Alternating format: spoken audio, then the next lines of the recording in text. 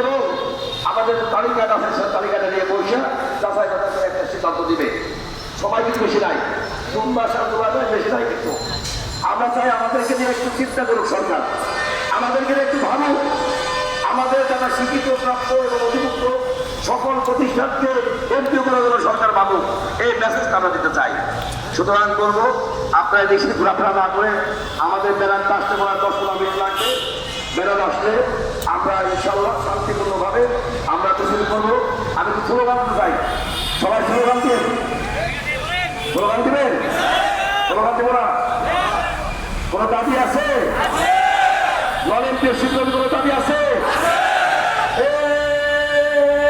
চলছে দাবি, এক দফা এক দাবি, এমপিও দিতে হবে, এক দফা এক দাবি, এমপিও না নিয়ে ঘরে ফিরে যাব না, কেউ খাবে কেউ খাবে না, কেউ খাবে কেউ খাবে না।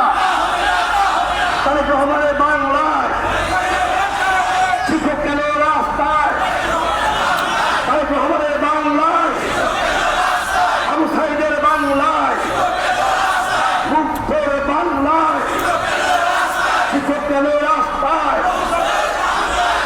কেউ খাবে কেউ খাবে না, কেউ খাবে কেউ খাবে না, এক দফা এক দাবি, এমপিও দিতে হবে, এমপিও না নিয়ে ঘরে ফিরে যাব না।